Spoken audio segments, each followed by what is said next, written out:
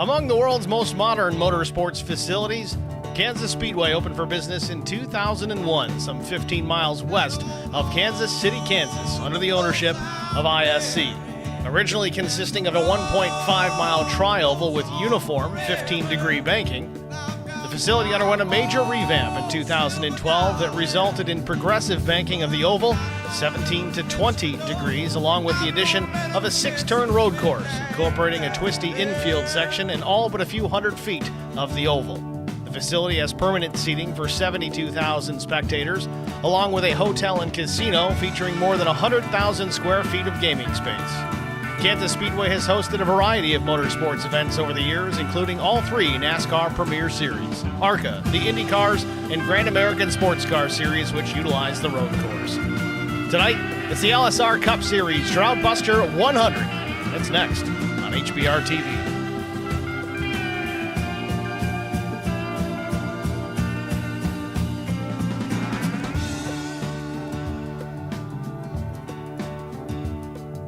Good evening, everyone. Welcome to the virtual Kansas Speedway. I'm Steve Singer with HBR TV, joined in the broadcast booth by LSR Cup Series champion Zach Millett. Zach, how are you?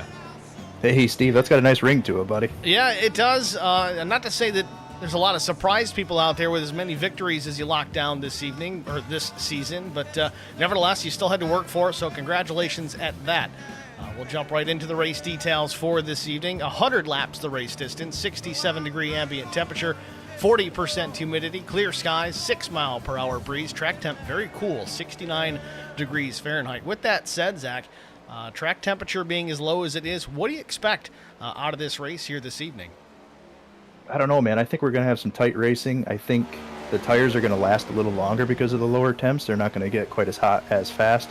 So these guys should be running pretty much qualify and run the entire race. I don't know how many laps it'll take for these tires to kind of start wearing out. I'm guessing maybe around 25 or 30 they'll start seeing a difference. But yeah, the exits on this turn, man. Turn 2 and turn 4, they get pretty tricky into a run, so it's going to be fun to watch. One set of tires over the wall tonight, a 50% fuel load. We'll have to keep track of what that entails for these drivers as far as strategy is concerned. Usually throughout the season, we've only seen 2 sets of tires. I know we're a little bit reduced in the laps for this particular race. For the most part, we were 125 each race. Tonight only being 100. Practice session in the books. Michael Tucker fastest with a 29.99. Yeah, no surprise there.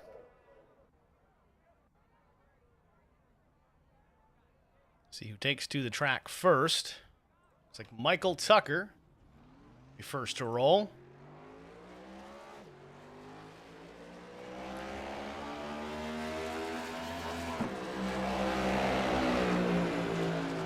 I want to apologize to everybody. We're having some technical difficulties here with the stream tonight. A lot of frame dropping. Not 100% sure as to why. We're trying to get that squared away. It's awful choppy to say the very least.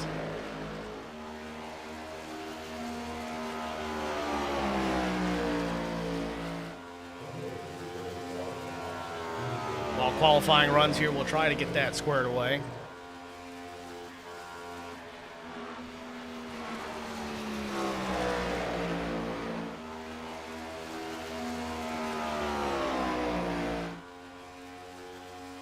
And Zach, as we talked pre-race, I think we've got the culprit figured out. You might be in the blind here a little bit this evening, unfortunately. You can jump into the session there maybe and get somewhat of an idea of what's going on visually on your end. We can definitely do that. Tucker's first lap, a 30.42. Again, he was fastest in the practice session. See where he lands here in qualifying. Ran a 29.9, a very high 29.9.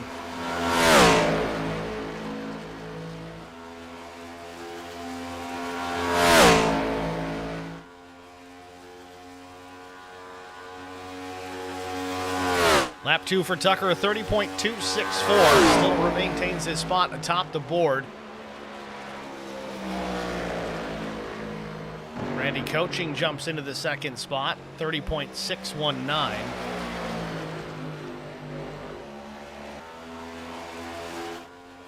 John Tiller, the number 27, finishing 4th in the standings at the end of the season. Now, he's called this race the Drought Buster because it's designed for the drivers that were not able to visit Victory Lane this season. So all of our non-winners in tonight's race with an opportunity to finally take that checkered flag. Tiller wraps up a 30.269, second fast. Teammate Nathan Line in the number 38.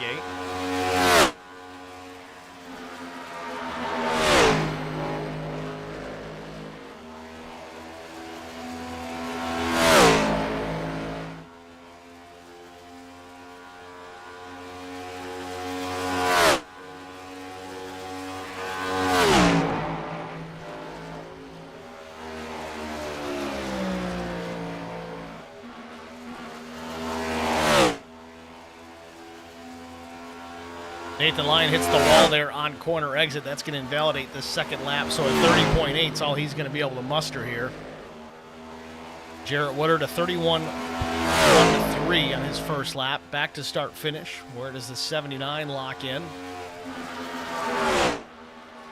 Matt Crockett says, my iRacing froze when switching to Q. Yeah, I had a problem even getting into this session. So Woodard goes a 30.5. Big improvement from lap 1. Matt Sisler, number 93.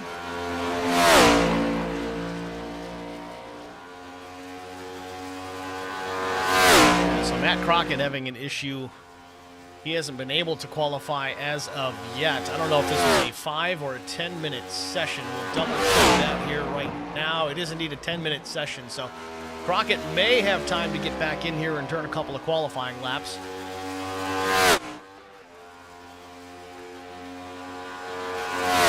And the overlay just disappeared for a second. Now it's back. You look at the top 2 times here, Zach. Tucker with a 30.26. Tiller registering a 30.26, rounded up to a 2.7. So very close here in that front row. Yeah, that might be a pretty fun battle to watch here tonight.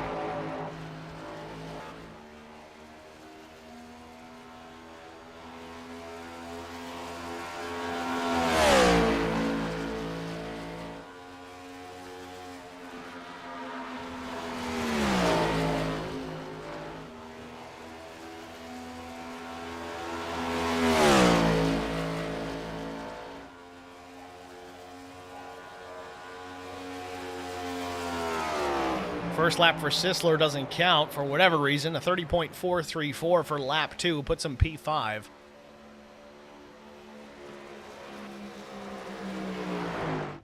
Dustin Rogerson parks at the end of pit lane, doesn't start his lap. He's going to try this again here, it looks like. Dustin out of the Backwoods Mafia camp.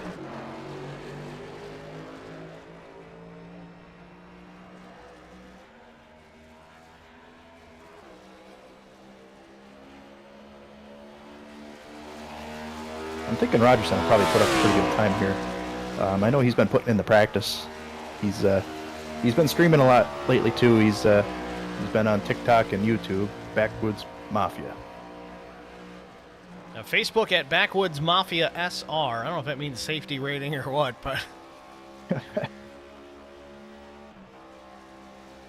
Rogerson grabbing a gear there down into turn 1. What's your take on this track, Zach, as far as the fast way around? Not necessarily for race pace, but are you going to grab 5th gear in qualifying here? I wouldn't. Yeah, I'm trying to remember. It might just be a 4th gear and send it. He definitely took 5th gear down into turn number 1 and didn't downshift. He's way out of the throttle off of 4.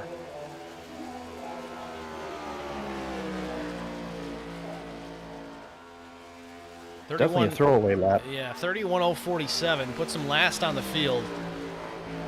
11th was a 30.84. That was Nathan Line.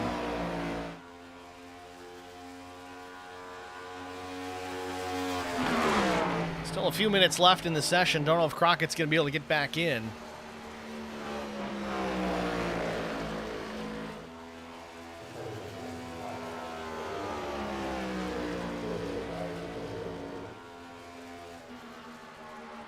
.782. Rogerson picks up a spot, puts him in P11.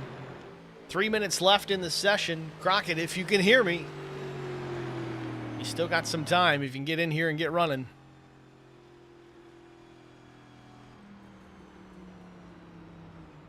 With that, though, we're going to step aside here, get a break out of the way. We'll be back after this. How much signal I need to cut across 8 lane? None? I turn now. Good luck, everybody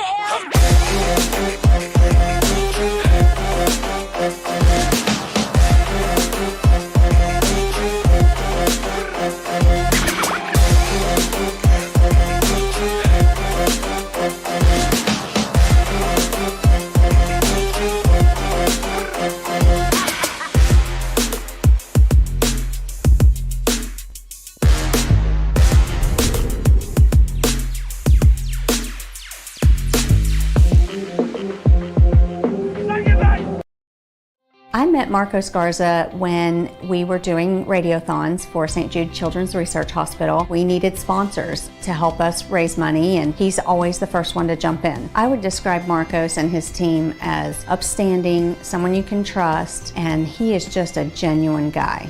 Marcos has been very generous. He has a genuine concern for people. You need somebody that cares about you. And that's what Marcos is, and that's pretty much what this firm is. The Garza Law Firm. Let us help.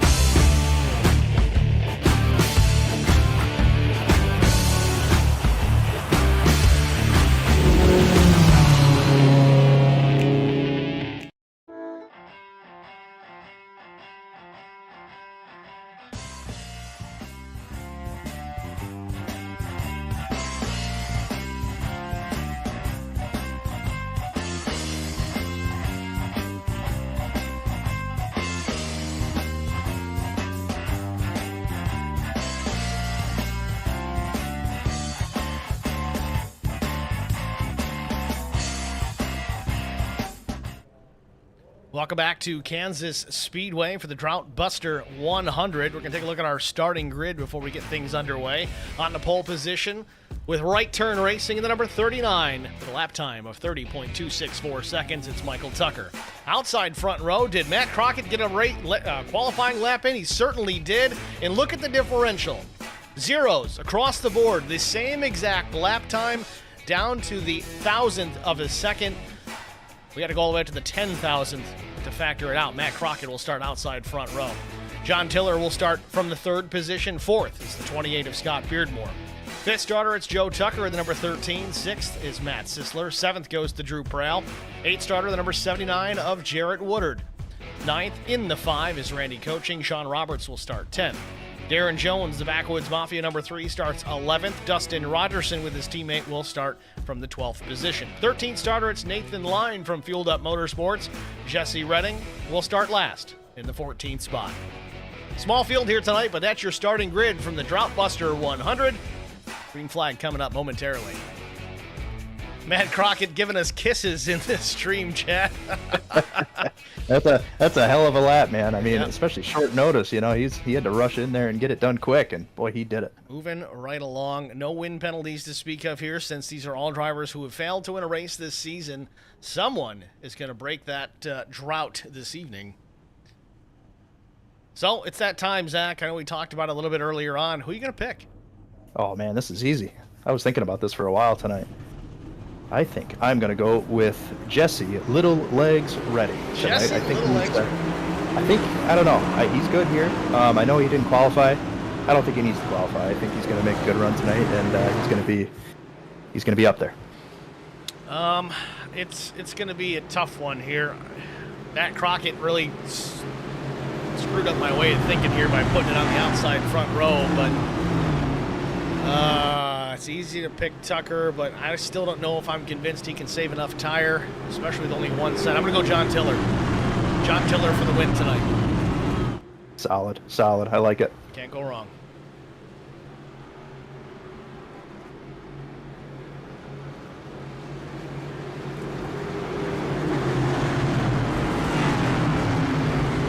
Well, ladies and gentlemen, as we get ready to go green flag racing here, we've got our frame drop issues squared away. Unfortunately, Zach is in the blind here. He can't watch what I'm seeing, so he's going to wing it. This way you guys can still see that high quality 4K high definition.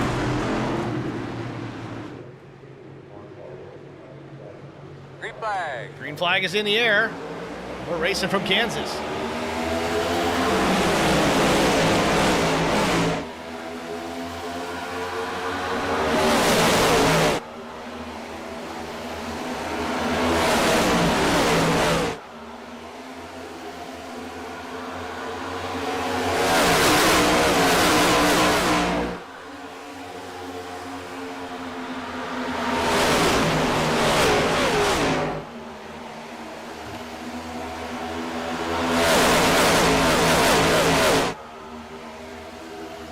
Lap one in the books. Hard to say who led that lap. It might have been John Tiller. It might have been Mike Tucker. But down into turn number one, Tiller has the lead. But for now, goes topside, high line of the racetrack. Tucker tried to drive it back to the bottom to go underneath. Wasn't able to complete the pass. Big run coming from third, Matt Crockett. A little bit of a bump to the back of Michael Tucker into turn number three. 2 laps in already. We've got contact into the third turn. I think it's going to be like this the entire night, Steve. I think, this is these guys' last chance to get a win here this season. It's going to be fun to watch. 2 laps complete. Tucker maintains the second spot. Crockett goes up the racetrack, going to build a run out of turn number 2 again. He did that the last time. Tucker sees it coming, goes up to block the run. That's going to work for now. More contact to the back of the 39 machine of Michael Tucker. Gives him a little bit of a run down to the bottom of 3 and 4. That may work now here on lap 3, but you do that with a handful to go, you're probably going to get turned. Yeah, I'm getting some flashbacks here. I'm trying to remember what track it was, but Tucker and I think it was Blaney. It was pretty fun to watch there. Fastest car on the racetrack right now, it's the 28 of Scott Beardmore, a 30.21, his last lap, fastest on the racetrack.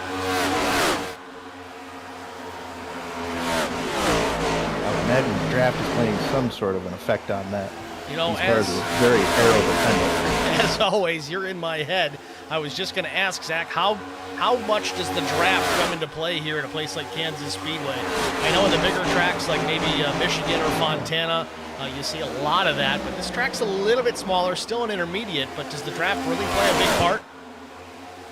Yeah, it's good and bad. If you're like the 4th, 5th car in line, that draft will definitely pick up your speed and you'll be able to catch them. But on the other side of it, when you get too close to the person in front of you, the dirty air will actually take the air off your nose and it'll push your car right up to that wall, and it'll happen in a blink of an eye. So you'll be able to catch somebody, but being able to pass is going to be a whole different game. You saw it there as Crockett got almost all the way around Michael Tucker there, wasn't able to complete the pass and slips back to that 3rd position. I think this is the time where if you think you can get around somebody, that the beginning of a run is kind of where you have to flex that new tire grip and do it, because later in a run it's going to be harder to run that second lane.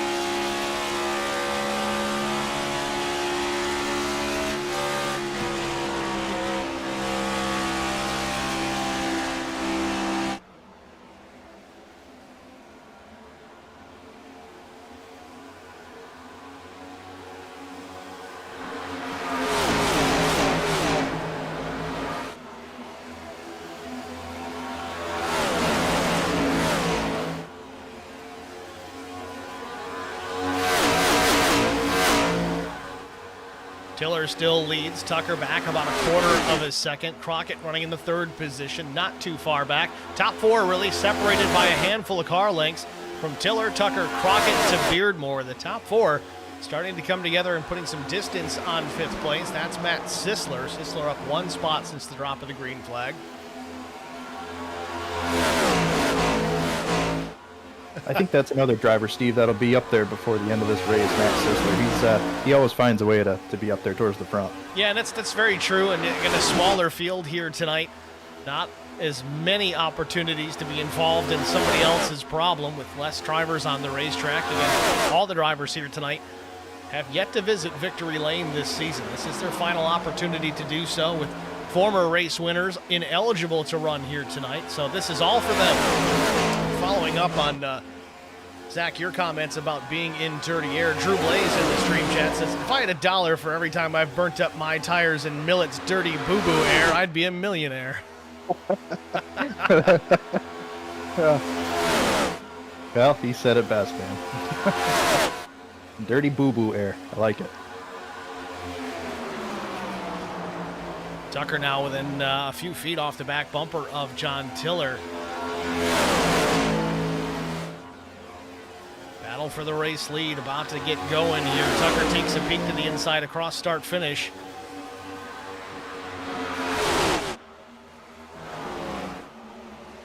I'm just waiting for one of these races, Steve, where we see a new Michael Tucker, one that maybe saved his tires a little bit, and all of a sudden he's going to be super fast throughout the entire run.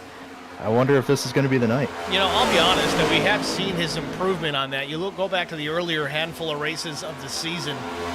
Tucker was lightning in a bottle at the drop of the green flag, but would very quickly drop back to the top 5, the top 10, some cases even top 15.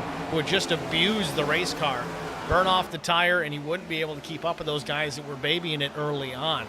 We have seen some improvement from him throughout the rest of this season. I'm sure he's been coached a bit by his dad, Joe Tucker, and others, I'm sure. He's certainly gotten better as he's 12 laps in here. He dropped back from the pole position, runs in second, and now has caught Tiller again, and now challenging for that top spot, but being pretty patient and smart about it. Yeah, I mean, we only have 100 laps, but it's only lap 13. We've got lots of time. We'll see if he just rides in the tracks of Tiller here and maybe saves his stuff and makes a run late. Keep in mind, we're only at a 50% fuel load here tonight, so that's certainly going to throw in some added pit stops without taking tires. There's only one set over the wall for these drivers, so it's going to come down to, all right, who makes the decision to take the tires and when? When is the ultimate, when is the best opportunity to put on fresh rubber? Yeah, and honestly, Steve, that's my favorite thing about the LSR leagues, the being able to have this kind of strategy where you just don't have, a set of tires for every time you come into pit road. I mean, it's kind of boring to do that. It's just all about short runs at that point. But, one set or two set for a race this long, I mean, that makes things really interesting, and it makes it a lot of fun as a driver, too. Tiller still well in command. Last lap at 30.46. Now it's a 30.56 to Michael Tucker's 30.57. Tucker maybe just trying to learn a little bit here in the tire tracks of the 27. See what kind of line Tiller is running, how it handles for his race car and his driving style, and seeing if he can apply it to that number 39 machine with a fresh paint scheme on here tonight. As Tiller gets the wall just a bit, and I think Tucker followed him up the racetrack. He might have hit the wall as well. Yeah, I think he did. I think he definitely did. Not a lot of damage, but some scrapes on the right side of both the 27 and the 39. That's good things. Good thing these things are pretty resilient. I think the handling, though, starting to go away on the Tiller machine as Tucker's taking a look back to the inside. Good look at the damage on the right front of the 39 machine. Down to the inside, turns 3 and 4. Tucker making this move back to the top spot. Tries to slide job it. Not enough room. Oh, but Tiller gets the fence. He wasn't going to lift. Tucker goes down the racetrack on the flat. I thought he was going for a ride in the grass, but Tiller's going to go from P1 to 3rd here. That was pretty well done, Steve. It gave him room for that exit, but it wasn't much, and I think it kind of spooked Tiller and he got into the wall there. Well, you said it best earlier. We talked pre-race, is that in talking with Tiller throughout the course of the season, I think he's kind of that mindset of someone's always out to get him. That's not a great place to be, not a great headspace to be in when you're trying to compete. You got to go out there and think, you know what? I've got the talent. I've got what it takes to win these races. Everyone else be damned. You can't be worrying about everybody else out in the field. That's what's going on in his head. I think that very well could have contributed to that contact on corner exit.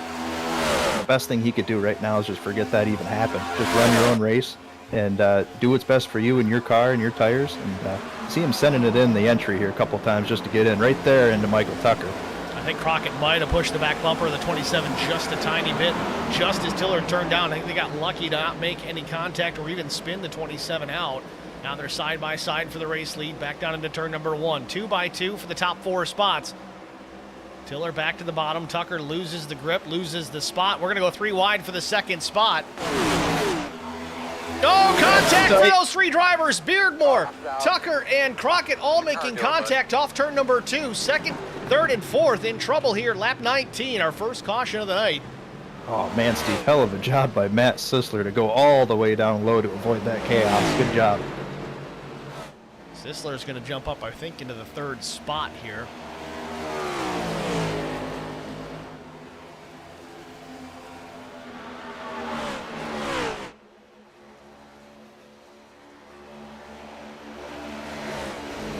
Get a minute here. I'm trying to get a look at exactly what happened. I know we were covering it live. And here it is, just a moment ago, off turn number 2. They were going 3 wide. We saw this getting ready to happen. Tucker kind of stays put. Beardmore was trying to open up the wheel and come up the racetrack a bit. Tucker still had at least a car width, maybe 2 to his right side, but opted not to use it up because, again, I don't think he could actually see Crockett there to his right side. Wasn't sure where he was. But there you have it. 3 of our fast drivers here tonight in trouble, lap 19. It's one of those things, you know, when you're 3 wide, if you can't see him, you better be given some extra room or else something like this happens. Again, the drivers that were involved in that, they do have a fast repair, so maybe they got that one out of the way. They'll be in good shape going forward, or maybe they just opt to fix it the slow way. It's relatively early. We're not even a quarter distance just yet. Everybody all the way down to 14th in pit lane here. Michael Tucker uses the fast repair. I think that's smart with how dependent the arrow is here. I think, take it and just start over. Crockett does the same. He actually missed his pit box slightly. Has to back it up, but he fixes the race car, stays on the lead lap. I think everybody in this incident's going to stay on the lead lap and live on to fight another day.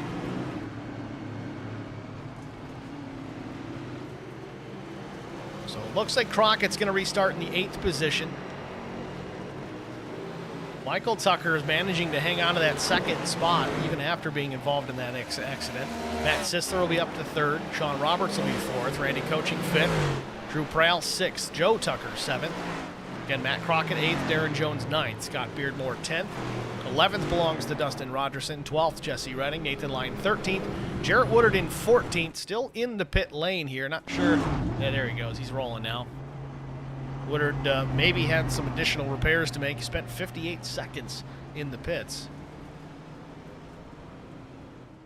Largely everybody else, 8 seconds or less. There's a couple of guys that spent some more. Scott Beardmore, he was involved in that. He may not have used his fast repair. He was there 11.8 seconds. We'll have to see. I'm trying to get a good look here at the 28. The car looks pretty good.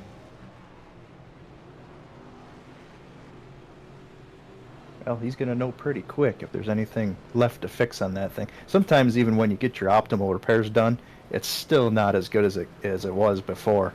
I mean, I've even seen situations where you burn that fast repair, and even after the fast repair, it's still not quite what it was. I don't know if that's all in our heads or if that's something iRacing actually does implore. Yeah, hard to tell. I know I've used enough fast repairs at super speedways. I should know the difference, but... Right.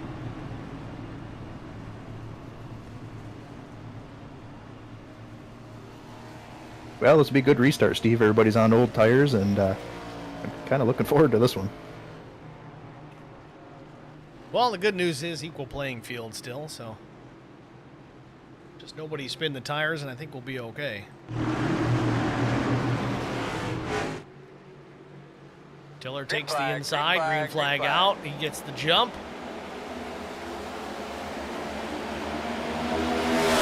good restart here by the 93 of Sisler, too. Let's see if he's got anything for these guys. As we've seen a lot this season, that second place position is not where you want to be on a restart. Sisler fires out of a cannon, takes the spot from Tucker, and he puts the challenge on Tiller as they work the back straightaway.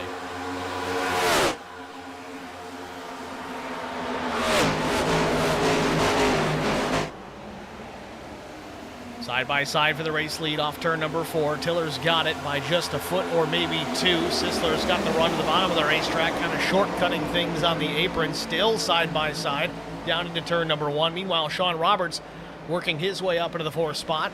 Drew Prowl in 5th.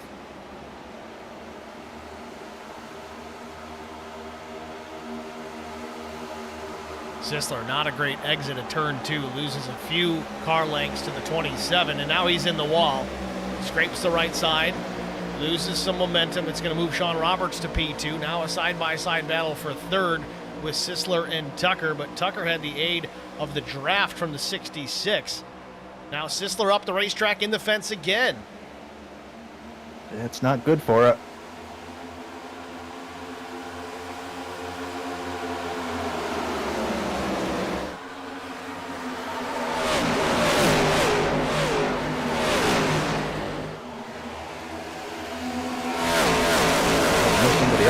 Somebody that definitely can't sleep on is that number 80, Drew Trail.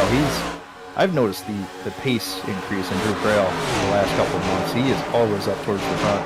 Yeah, Drew has certainly cleaned up his act and picked up his pace. That's been evident a lot here in the latter stages of this season. And it's every type of race too. I mean, restrictor plate races, these, your typical oval races like this. I mean, he's always up there.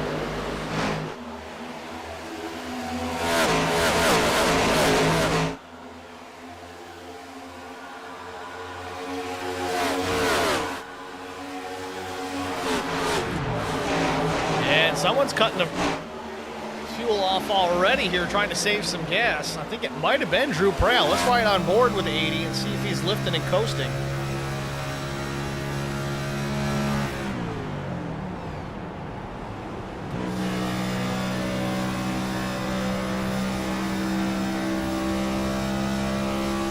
Now, Zach, we ride on board the in-car camera here with Drew Prowl. I want you to give us your impression of his fuel-saving strategy here, the lift and coast.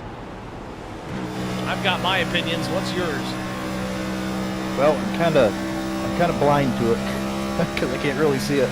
But the best way you can do it is to shut it right off going in on your entry, and then right about where you're going to get back to the gas, kind of hammer it. But it's hard not to keep it off or keep the clutch in too long, because if you leave it in for too long, don't get back to the gas, you're just going to get run over by the guys behind you not saving.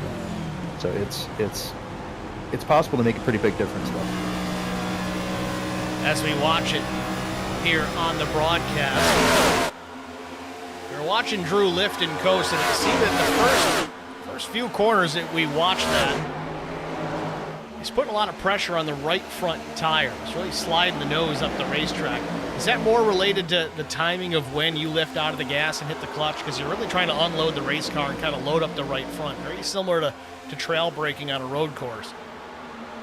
Yeah, it's exactly it, Steve. And it's something you got to be really careful of, because no matter what, you don't want to slow the car down on your right front, because that's how you wear it out. It's going to get hotter, it's going to get hotter quicker, and it's going to burn up.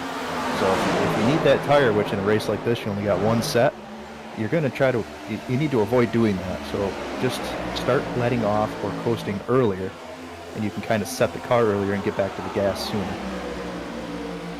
Watching the battle for 3rd with Matt Sisler, Prowl, and Joe Tucker. A little bit of contact between the 93 and the 80 just about a half lap ago. They got away with it cleanly.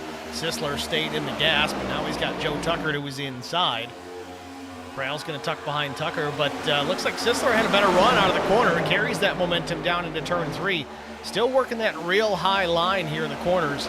We see that out of the 93 quite a bit. Certainly not afraid to run up against the wall, though he has made contact with it a couple of times already tonight, but so far so good. It hasn't hurt the car too bad since he's running there in the 3rd spot and manages to get clear of the 13 and the 80.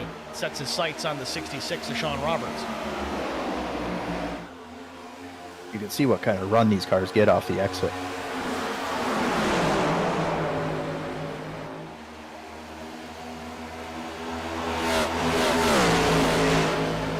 tell you, Steve, one of the hardest things at a place like this is trying to get that run enough to pass somebody over. If you really want to keep somebody behind you, just try to mirror drive a little bit and run the exact same line that they run, and it makes it very, very difficult.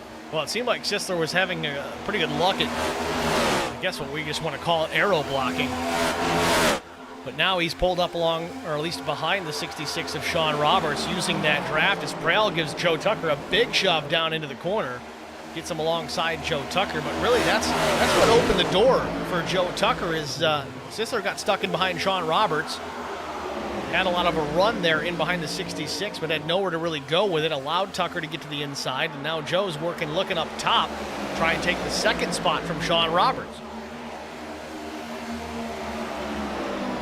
Wow, brazen move by the 13, just inches separating his left rear and the right front of the 66, but he gets the pass done. Move Joe Tucker up into the second spot.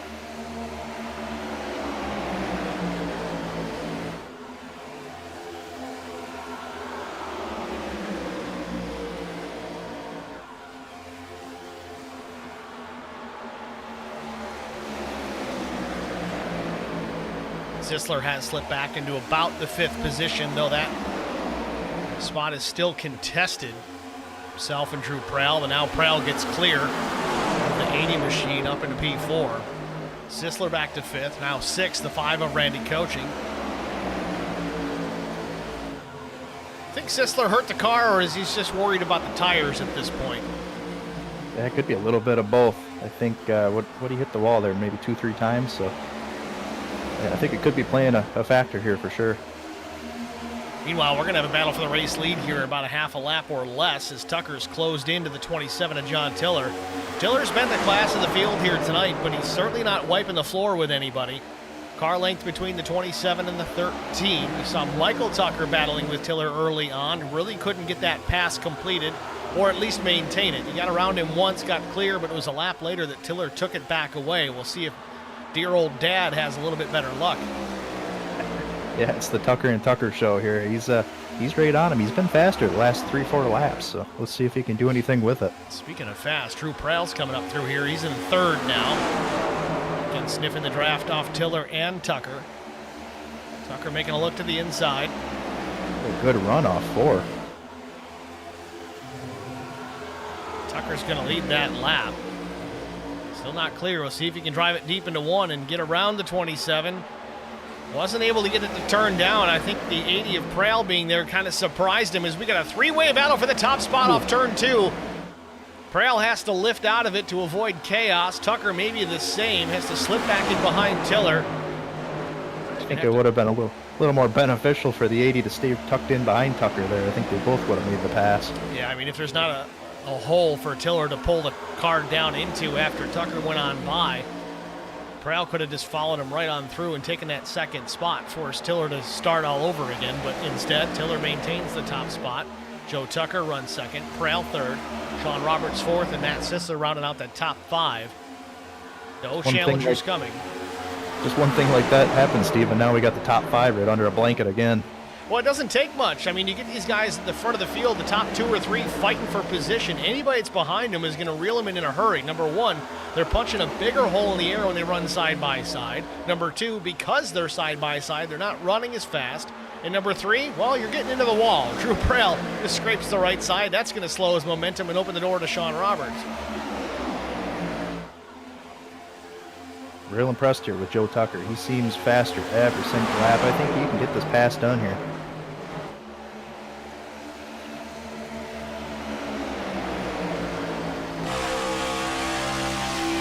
Right on board with John Tiller, looking out the left window.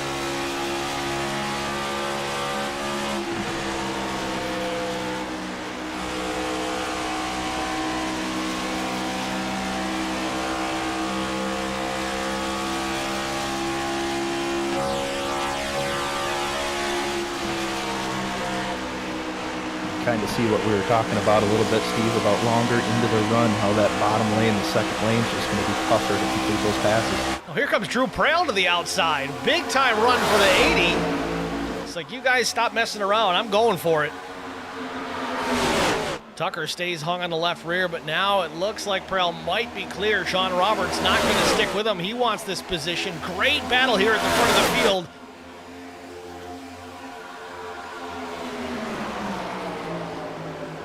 And Sean Roberts slips it up the racetrack. A little bit of an arrow push. Slides into the outside wall for a moment, but Prell all over the back bumper of John Tiller. Coming back to the stripe. It'll be lap 43 that goes up on the timing tower.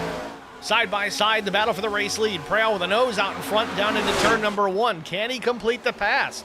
So far, the only driver we've seen been able to complete and clear is Michael Tucker.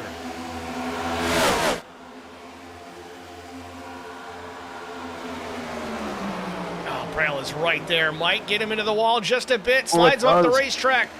3 wide battle for the top spot here at Kansas Speedway off turn number 4. Man, what a last lap this would be. Tucker leads that lap. Tiller edges back out in front as he worked down into turn number 1. Now still 3 wide as they enter turn number 1. There might be 3 wide on exit. This top side is just so dominant. Sean Roberts now making a move to the inside on Tiller. So far, who's going to be able to get this done? Roberts is clear now. Prell with a run through the middle of the corner. So Sean Roberts finally disposes of John Tiller, but is it going to be a permanent solution? I don't think so. Tiller still has some pace in that number 27 admin box machine. Down into turn 1 again. The top 3, top 4, top 5 all in the frame. Prell now alongside Tiller down the back straightaway, gets the run on the inside. Zach, you called it right yourself. That inside line starting to pick up the pace, but you just don't have the momentum at the end of the straightaway to carry it by in many cases. Sean Roberts was able to do it, but I don't know if that was a mistake on a Tiller or if just he had that much of a run. Yeah, I think it might have been a mistake. I think he might have checked up maybe to stay out of the wall, but I mean, without that checkup, I mean, it's almost nearly impossible to make that pass complete on the inside. True Plays in the chat says, tell him to take it easy. I got to clean that wall after the race. While this continues here, I want to check up on the stream chat. Again, you guys have been great all season long. We got Chastity Tucker in here. We've got Tucker Family, of course, Matt Crockett, True Blaze, of course, Allie Rose. Thank you guys, as always, for jumping in here and chatting with us and making your comments and cheering on your favorite drivers and arguing and all the fun stuff. Got to give a shout out to the Tucker crew, man. They've been great all season long. They're always in the chats. They're always, cheering them on, and shout out to them.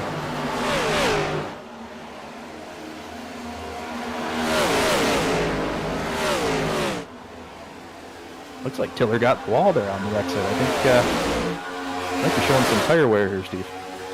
He's fighting awful hard to maintain that top spot. He knows how difficult it is to pass in this next-gen Cup car. Well, I guess we'll call it the Gen 7. I got to work out of that. Oh, and Roberts gets the fence, and we got trouble. What is happening? Sean Roberts is in the wall still down the back straightaway. We stay under the green flag. Prell slips up the racetrack. Now Roberts back in the 4th spot.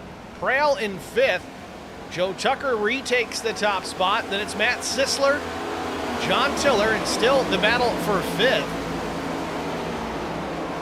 That was something. Joe Tucker doesn't mind a bit, but that was different. Both drivers doing a great job hanging on to it. Staying off the wall, at least as far as any significant impact is concerned. Joe Tucker in the wall. Josh in the stream chat wants to know who the clown is in the booth. Josh, he's just my analyst. It's okay. Yeah, the pay is good. I had to jump in. Jesse running in pit lane. Under green as we start lap 50, just past halfway. I don't know if Jesse made his first pit stop. I think it was lap 20 when we had the caution.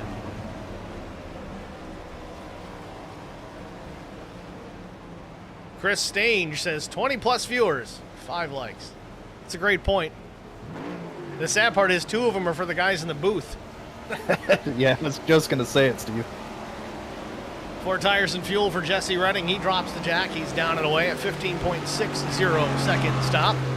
And some others from the race lead. Joe Tucker, John Tiller, Nathan Line, Randy Coaching, all making their trip down pit road. So we going to see at least another stop after this.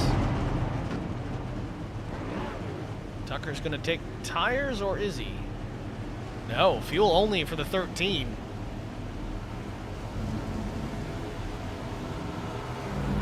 I tell you, there's almost a second and a half of fall off with these old tires. I don't know if I like this idea, but we'll see if it pays off for Joe Tucker.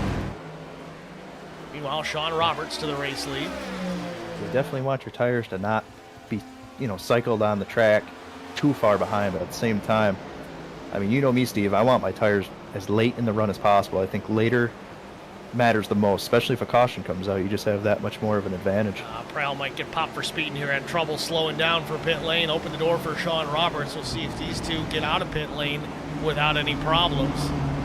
Just a side by side, hopefully for Prowl. Roberts gets to his box first. Yeah, you always frustrate me with your tire strategy because I see Drew Blaze there.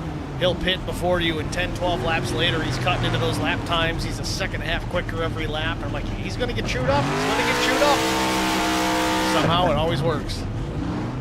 Yeah, not always. And it's funny you say that because, I mean, that's how I learned is, when I first got into the LSR leagues, man. I mean, Drew would smoke me on the strategy and on tire saving. And, I mean, I had to, kind of relearn everything just to keep up. Well, it certainly paid off with the championship this season.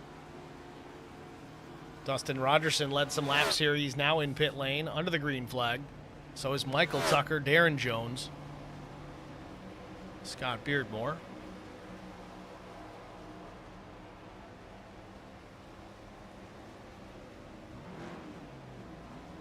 Rogerson, interesting strategy. He took rights the first time and takes lefts this time. Zach, you can probably elaborate on how that feels in this next gen or Gen 7 Cup car, taking lefts or rights by themselves. What does it really do to the handling of this car? Well, at a track like this, it seems like the right sides will make you a little looser, which, I mean, as the car builds tight, it's not such a bad thing. But the lefts is almost the opposite. Like, even though you get two brand new tires on your left side, you're going to notice the car kind of pushing because the right sides are just older still. And I don't know, I think I'd rather have the rights later in the run. Well, 55 laps complete here at Kansas Speedway. Drew Prowl currently your race leader with a fuel-only stop. Matt Sisler running in second, about 2 seconds back. And Sisler took 4 tires.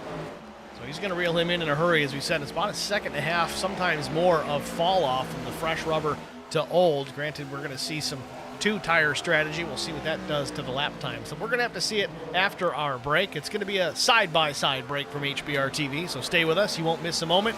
We'll be back after this.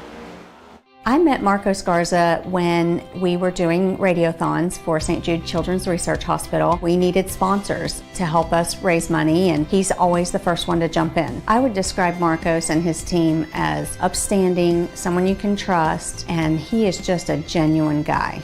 Marcos has been very generous. He has a genuine concern for people. You need somebody that cares about you. And that's what Marcos is, and that's pretty much what this firm is. The Garza Law Firm. Let us help.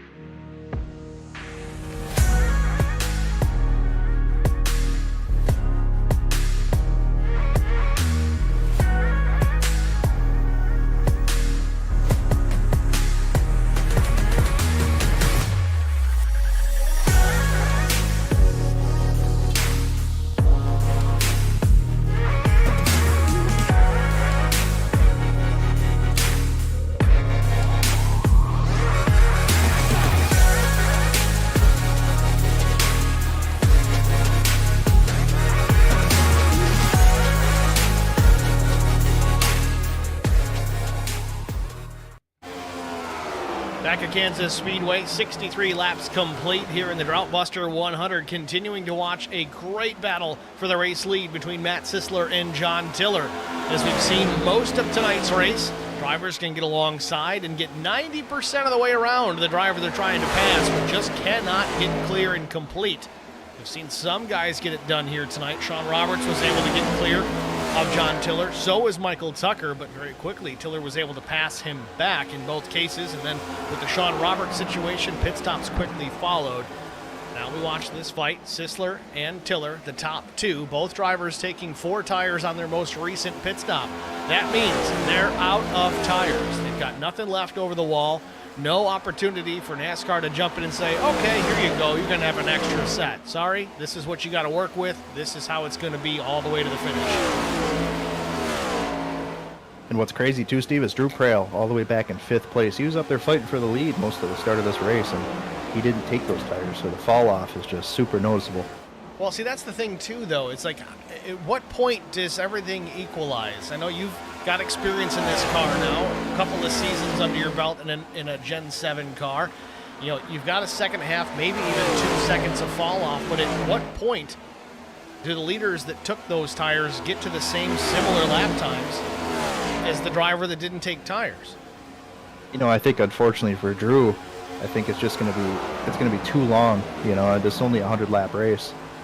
So I think it's going to be pretty close to the end by the time maybe they equalize out. But he needs a caution. In a perfect world, he'd get a caution in the next 5-10 laps. But yeah, going back to Drew Prail, if he gets a caution here, even in the next 10 or 15 laps, he's going to have an opportunity to put those fresh tires on. He really could work his way through the field. Oh, yeah. As long as he stays on the lead lap, he should be okay. I mean, he's still 5th.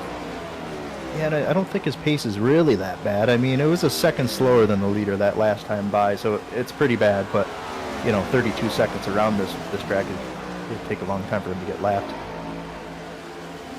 Catching back up on the stream chat, we got Wolfgang Gangwolf, which is actually Johnny DePasquale, who ran the full season. Unable to run here tonight, but he's at least watching. We appreciate that.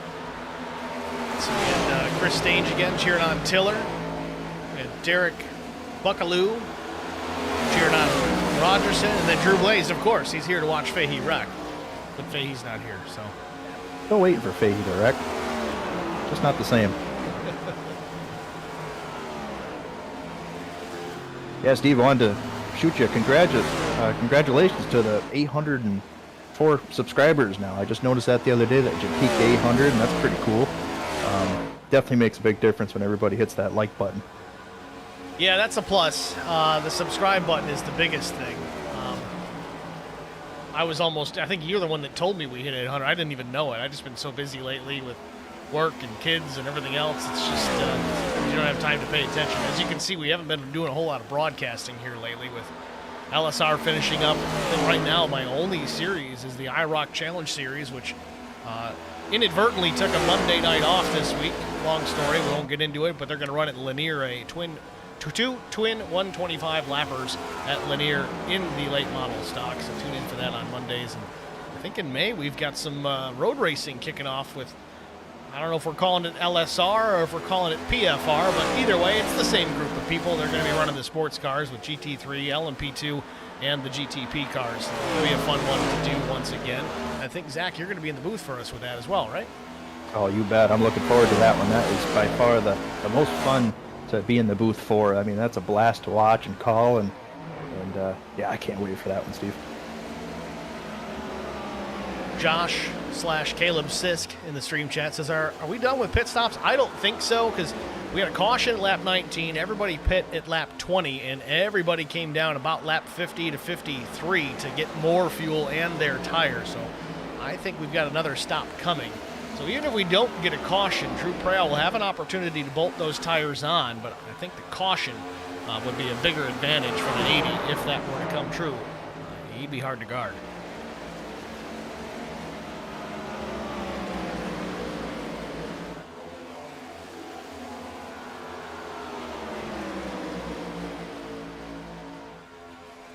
Yeah, we're looking at current lap times just over the 31-second mark, and then the best lap time by these guys about the low 30s. So if Prail can get those new tires bolted on, I would probably short pit a little bit if I was him and go out there and be just that much faster every lap.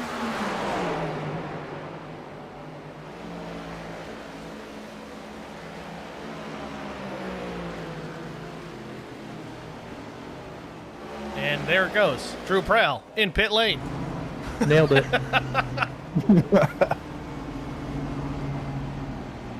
Josh/Caleb just says the same thing. He needs to pit soon then, and there it is. Down pit road. The minds of strategic drivers, Zach Millett and Caleb Zisk, saying he's got to pit. Come down and get them tires. They take advantage of him. You better get in there. And he's got the time, too, because I think they made it about 30 laps.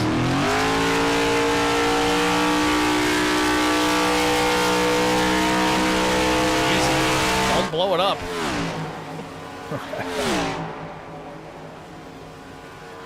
14.8 seconds, a good stop for Drew Prail. Exactly what he needed to do right there. Sisler still leads. Joe Tucker finishing up a pit stop. Michael Tucker in the pits as well. Tucker had tires as well, 15.17 seconds for the 39. I would watch Michael Tucker. You know he's got pace, and when you put him in a situation where he doesn't need to be careful on tires, he's going to go. He went a long ways on those tires. That's actually kind of impressive. Yeah, I actually thought he took tires, honestly, so this will be fun. But Derek Buckalewis has just smashed the sub button. Thank you very much. We do appreciate that. But here we go. 25 laps to go. Pit stops complete for about half the field, a little less than half. Leaves us with 7 cars on the lead lap, though. Now Drew Prail and those drivers that had 4 tires need to cross their fingers and hope the caution does not come out before they get their lap back. Otherwise, they're going to be in a world of hurt.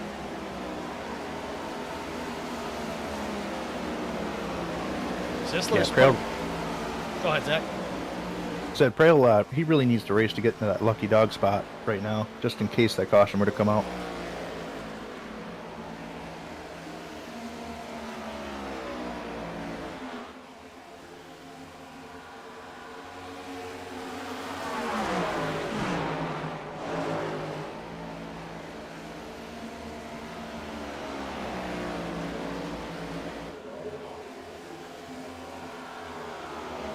Three laps to go. Sisler still out in front over now. Sean Roberts has taken that second spot from John Tiller.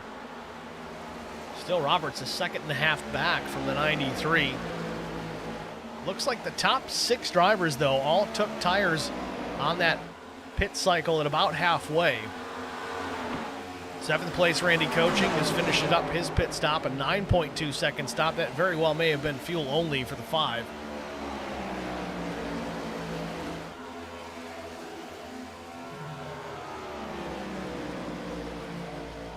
Jesse Redding's going to come down pit lane. His final stop of the night.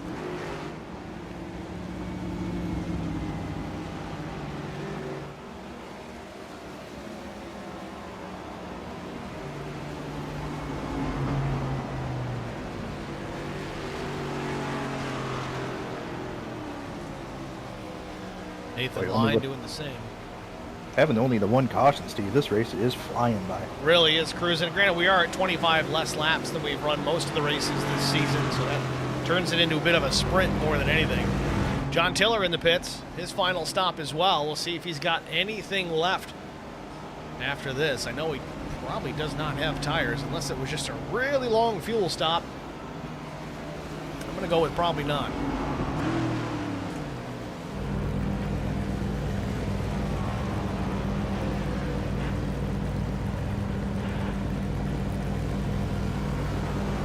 Fuel only for John Tiller, 8 seconds flat. Very quick stop. 20 laps to go. We'll see how this one plays out. It may just come down to who's got the best tires.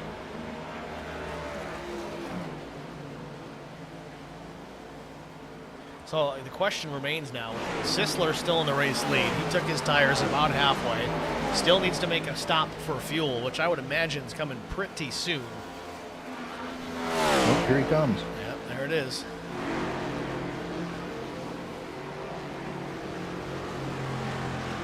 That's going to give the lead to the 66 of Sean Roberts. Also still needing to pit. Now we really don't want to caution because you only got 5 cars in the lead lap. Yeah, it'd be a mess. Sisler in the box.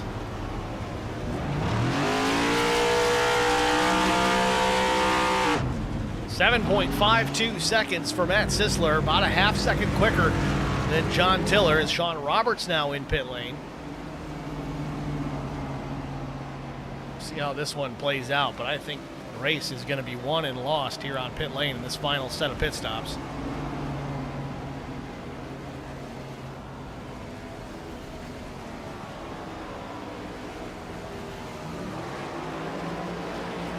Roberts fuel only 6.58 seconds. Might be cutting it close. Certainly no room for a green-white checkered finish. Yeah, and Steve, you want to talk about how important it is to get in and off pit road as quick as possible. Look at the gap behind Matt Sisler to Tiller. That's huge. It's disappearing in a hurry, though. Roberts with the lead as he exits pit lane, and here comes Matt Sisler off turn number 2 with a head of steam into turn number 3, but Roberts may hang on to it. He does. Now it's a matter of, does he have enough to make it to the end? Because that was an awfully fast stop. Second and a half faster than John Tiller, a full second faster than Matt Sisler, which means he took the least amount of fuel possible. Can he maintain this top spot while trying to save fuel? I don't know if it's possible. It's pretty hard to do. 17 laps to go. Roberts out in front, about a tenth, maybe 2 ahead of Matt Sisler. Tiller running back in the 3rd spot, 4.5 seconds back. Then it's Jesse Redding in 4th, 8 seconds back. And then in 5th, it's Nathan Line. Michael Tucker, he's 12th. But he's almost a full lap behind the leaders with fresh tires. I don't know if this is going to work out for him unless we get a caution. If we get a yellow here in the next 2 or 3 laps, we're going to have a very interesting situation on our hands with Sean Roberts' last lap at a 31.30, Michael Tucker a 30.18. Yeah, I've been watching Drew Prail's lap time too, and it is significantly faster than everybody ahead of him, but I don't know if it's enough with how many laps we have left. It will be close. 15 laps to go, battle for the race lead, and that's going to make it even better for these drivers behind from 3rd on back. These top 2 drivers fighting for the race lead. If it goes anything like it has throughout the course of tonight's race, it's going to be back and forth for lap after lap until somebody makes a mistake. Realistically, though, that's just going to slow them down by comparison to everybody else. Could allow Tiller, maybe Redding, or even Drew Prail to get caught up. Put the challenge on. Yeah, look at the lap times by the front 2 the last time by 31.5 and 31.4. And you got Drew Prail running at 30.6. So he's cruising. Prail 30.70. Michael Tucker a 30.68. Dustin Rogerson a 30.91. Fast car on the racetrack, Joe Tucker 30.56.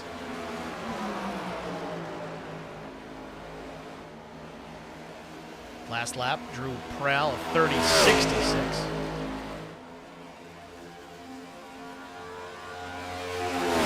Now look at this, though. That looks like the top 2 are starting to put some distance on John Tiller. That deficit 5.3 seconds now and growing.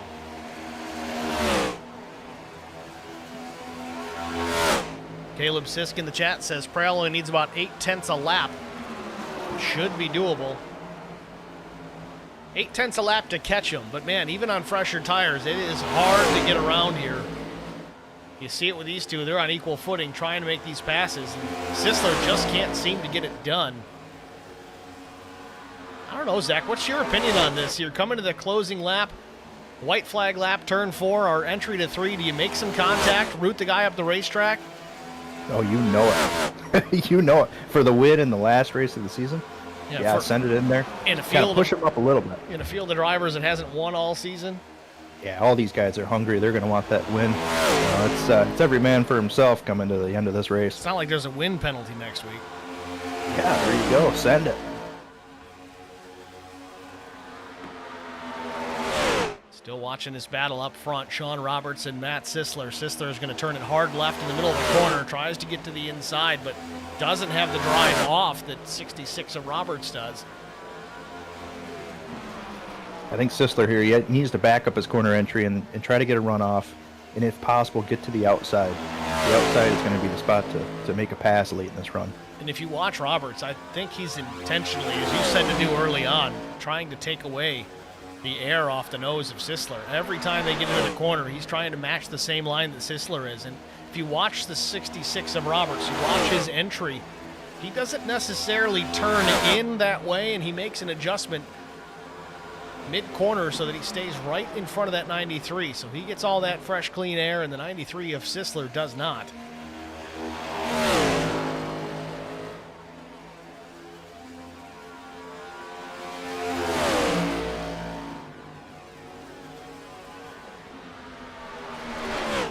I am pretty sure I just heard Sean Roberts cut the engine off. We're going to ride on board.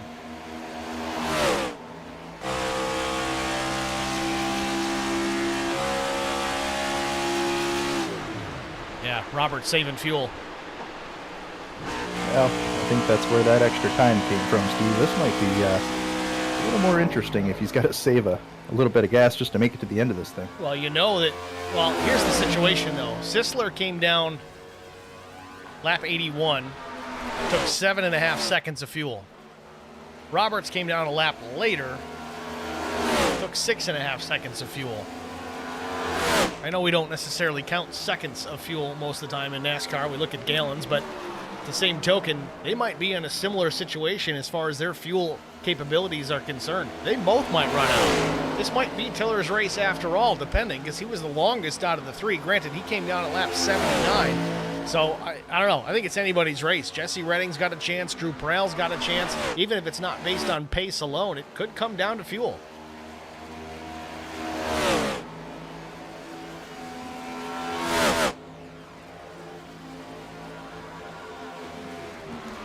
Just like that, we've got 6.5 laps to go. Top 2 through 3 and 4. Sisler again driving into the bottom of the racetrack, trying to get that exit.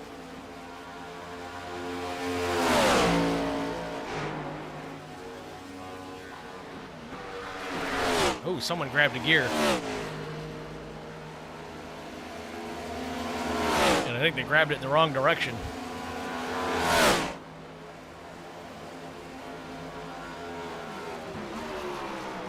Sisler back to the inside in the middle of 3 and 4. Roberts way up the racetrack. That's the other thing you want to mention, too, is running that ultra-high line. You're effectively traveling a further distance than the driver that's running the low side of the racetrack, so that's going to factor into your fuel mileage as well. I know in one lap it doesn't look like much, or over the course of a full fuel run, it does make a difference. Oh, and some contact between Sisler and Roberts on the backstretch. Sisler might be trying to get in the mind of the 66 of Sean Roberts. Yeah, you hate to say it, but I mean, with the run that topside gets, it's kind of what you got to do. You got to crowd him a little bit, or try to get to the quarter panel of that 66 machine and just drag him back a little bit.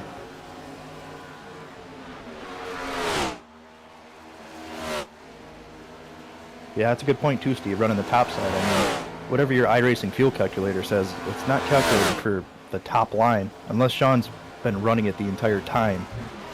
But I mean, it's all calculating the averages more than anything else.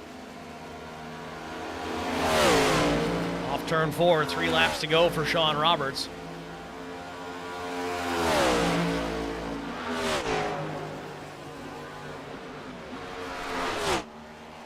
Still finding it interesting. Tiller kind of stuck back there, 5.5 seconds back from these top 2.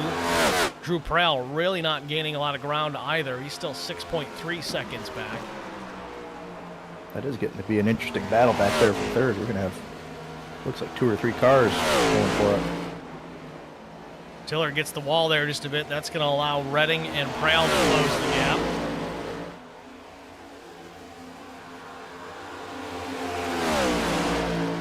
That might be the major issue there with Tiller. He's got some right front damage. That car is certainly not going to be handling as well as it was early on. Yeah, it could even be some wheel damage too, maybe some premature tire wear on that thing because of the damage. Heck of a run by Jesse Redding tonight, though. Redding taking a look to the inside on John Tiller, trying to take that third spot. He's got it as the white flag comes out for Sean Roberts. Final lap for the 66 Sharpie machine. all season long. He's been strong, but never visiting victory lane, trying to make it happen here tonight. Off turn number 2. Might have scraped the wall just a bit, not going to lift. Down into 3. He's got 3.5 tenths on Matt Sisler. Sisler, I don't think he's close enough to do anything with him. Through in the middle of 3 and 4. As long as they got enough Tiger in the tank to make it to the checkered flag, there it is. It waves. Checkered flag for Sean Roberts. Matt Sisler is going to finish second. Jesse Redding will come home in third. Oh man, I hate to flex my pick here, Steve, but there it is.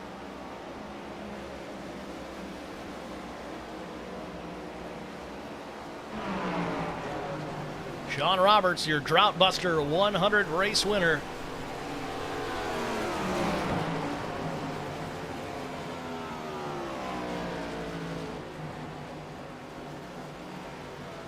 Fireworks going off.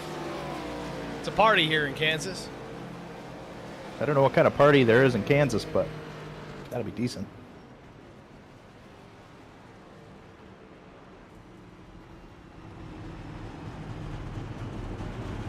Free Sharpies for everybody. Oh, Wow. a little bit of collision. All right.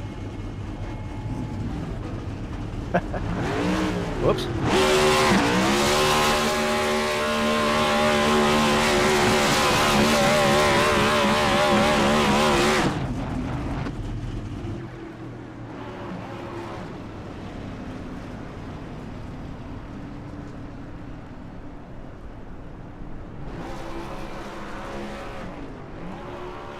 I don't know if that's it for Sean. Is he going to loop it around here? This might be overwhelmed with the wind. Well, with that, we're going to step aside, get our break out of the way, be back with our top 3 finishers after this. Stay with us.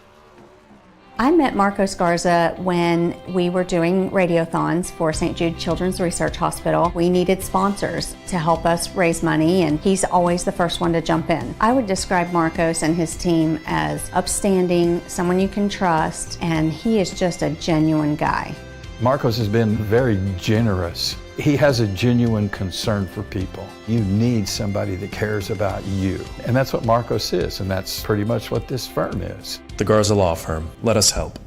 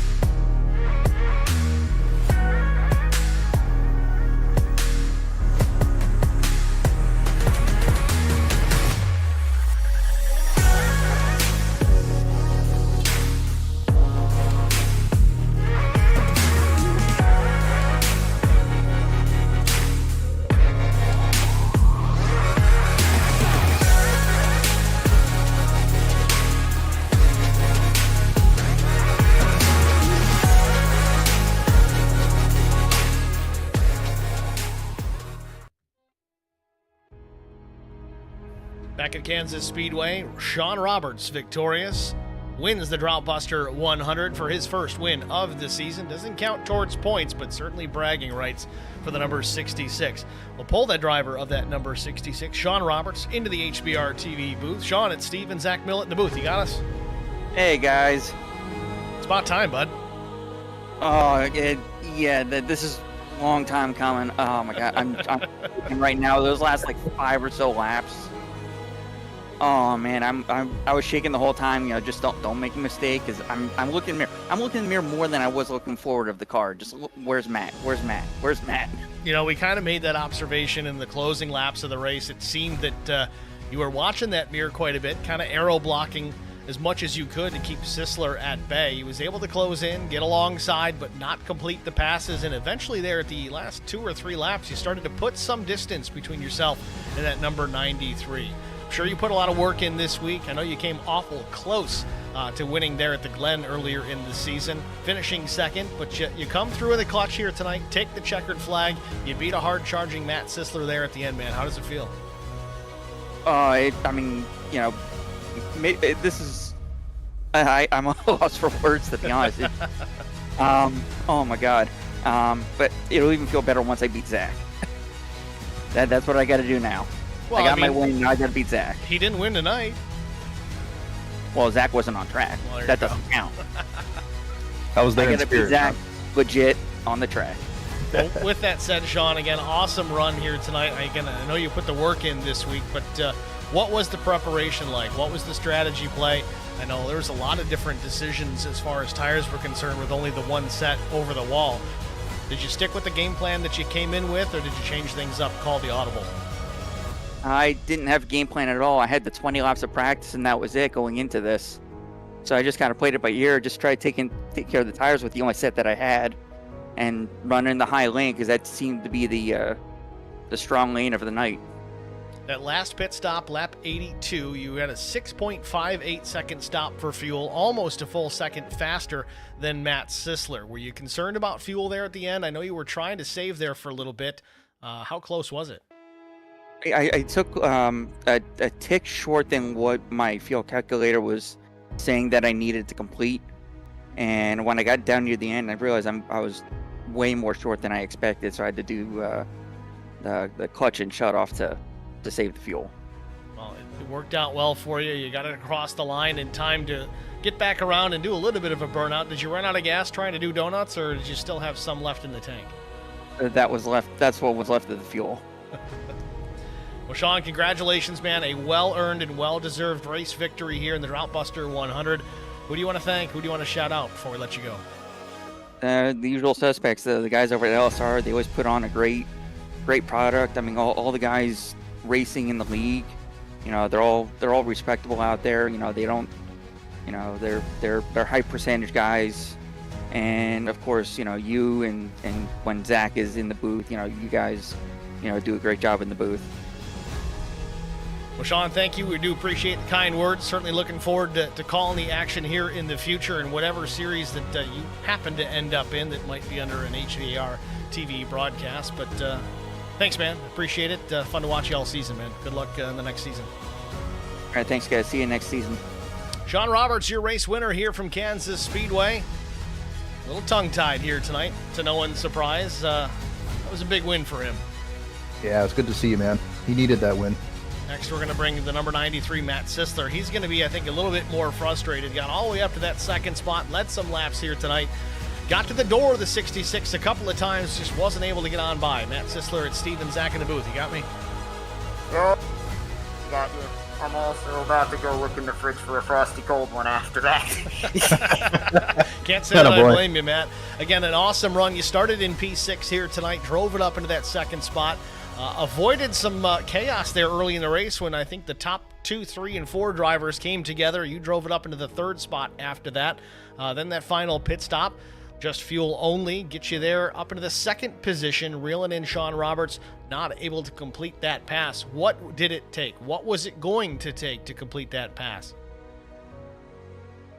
I mean, first off, give him a ton of credit. I hate that I lost the race because he was able to air block me, but he aero blocked me to perfection. I needed I needed him to make one mistake where I could get to his right rear quarter panel going into a corner, because I knew I had the better car up high, and I could probably, if whoever ruled that outside line on old tires was going to win. And Sean just kept getting, like, I couldn't get to him, and when I got to his inside those couple of times, I don't know if I was clear or not. My spotter called it out clear once, but it was like, oh, if I slide up now, I'm probably putting us both in the wall, because by the time I actually, let the wheel out to come up, I don't think he's going to lift, and we're probably both going to end up in the wall on the front stretch or the back stretch. So, I mean, like I said, it was going to take a mistake from Sean once he got in front of me, and the fuel. I took a little bit too much fuel. Like, he ran out of fuel doing his burnouts, and I still had 5 laps left. And unfortunately, I think that's the difference, because I could see him coming off 2,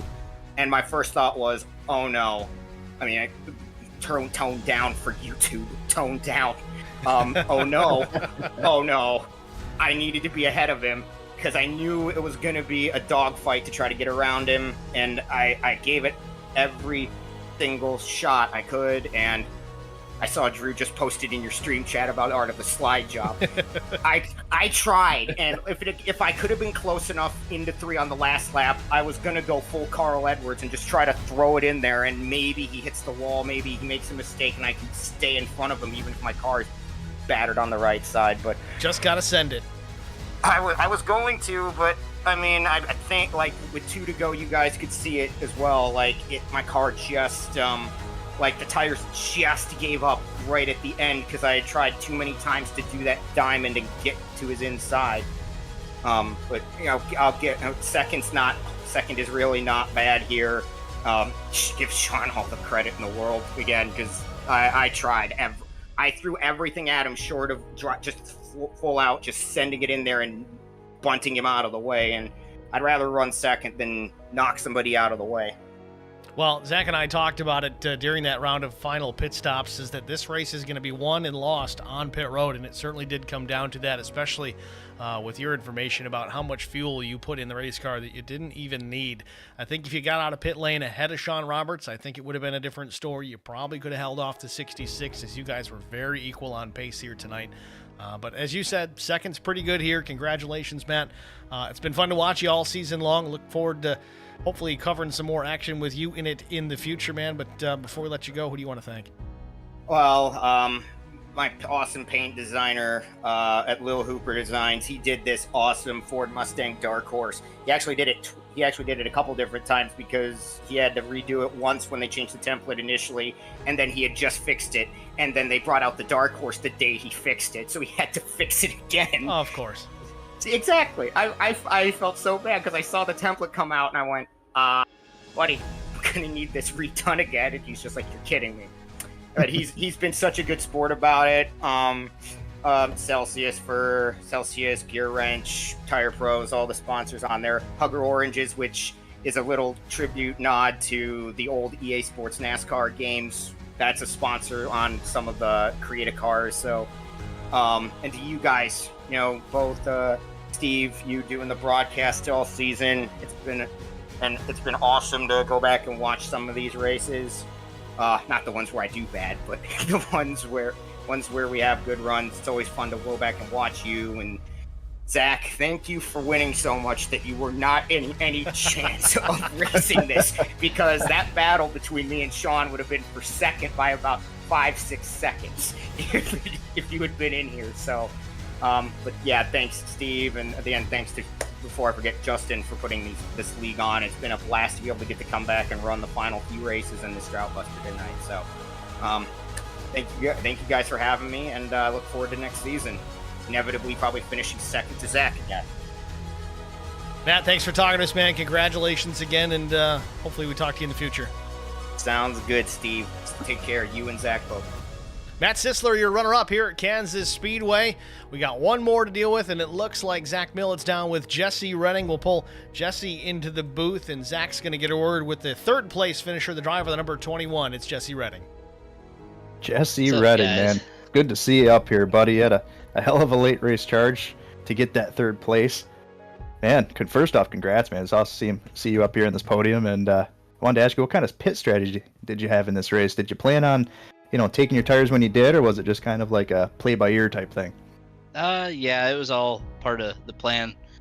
I mean, I know we're not to the thanks yet, but definitely got to shout out Chris Gones as the crew chief for tonight. Yeah, I figured. Yep. He actually took the words right out of my mouth. Oh, Chris Gones, he's one of the best at saving tires out there. So, yeah, I was gonna tell you I failed you. I wanted to get on early and run some laps with you and get some practice in, and but you did a hell of a job tonight, man. And anybody you want to thank besides Mr. Gones, the president? Obviously, Mr. Gones, the president, everybody at HBR, you guys for putting us on. Kind of nice to hear somebody else in the booth with Steve for the broadcast, and that's about it for me, guys. Family putting up with me doing this. Hell yeah, man. Right on. Jesse, again, congratulations, man. A strong run. Zach said it early in the broadcast. I don't even said it on air. I'm not sure, but they said, Jesse Redding runs pretty good at this place. Keep an eye on that 21. And you proved it, man. You finished top 3. A strong run here tonight, Jesse. Congratulations. Thank you. Jesse Redding, your third place finisher here from Kansas Speedway. Going to take a look here at our race results before we get too far out of this and we forget to do it. Final race of the season. Something's bound to go wrong, right? Now we're okay. No, absolutely. We got that out of the way at the beginning. Of course, your winner of the race, Sean Roberts. Matt Sisler was second. Jesse Redding comes home in the third spot. Drew Prell was fourth. John Tiller finishes in the fifth spot. Joe Tucker, sixth. Dustin Rogerson was seventh. Eighth place was Nathan Line. Michael Tucker, strong run early, finishes in the ninth spot. Jarrett Woodard was 10th. Matt Crockett, 11th. Scott Beardmore was 12th. Darren Jones, 13th. And Randy coaching out of this one early, 14th. 14 laps down. It's going to wrap it up for a really good season here in the Lonestar Racing Cup Series. I think they've got trucks coming up in the future at some point. Don't know what they've got solidified for plans. I know earlier in the season, Justin and Drew had made the decision that they were going to walk away, not from the league, but from administering this league and running it, being in charge of the day-to-day operation of it. I don't know if they've landed anybody else to admin these league races and such. We'll kind of keep you guys posted on that if things come to fruition in the future. But for now, that's going to wrap it up for us here at Kansas Speedway and with Lonestar Racing. Zach, thanks for joining me up here in the booth here tonight. Always good to have an extra man up here. It makes the broadcast 10 times better. I appreciate it every time, man. Certainly looking forward to being up here more often with you as we get into the sports car side of things with the LSR/PFR and Kevin Blue here in May. Yeah, man, it's always a pleasure being up here in the booth and calling the race with you. It's sometimes, I'm telling you, it's more fun than actually driving the races. So it's fun, and I'll be up here anytime you need me, buddy. Well, how about this? We switch. I go back to racing, you go to broadcasting. Let's do it. You got to keep setting up everything, because I don't know if I can handle all these overlays and stuff, man. That's where you come in. Yeah, just make the trip up to freaking Clayton and try and get you set up. Yeah. Well, with that, guys, if you haven't already done so, like the stream, subscribe if you haven't, and you liked what you saw here tonight. We certainly do appreciate that. Check us out on the website, hbrtv1.com. Click the live tab for that particular day's race. It should take you right to our YouTube link and stream, and you can watch it right from there. But again, that's going to do it for us. I'm Steve Singer. Thank you, Zach Millett, for joining me here in the booth. Well, guys, we'll catch you at the next one. Thanks for watching.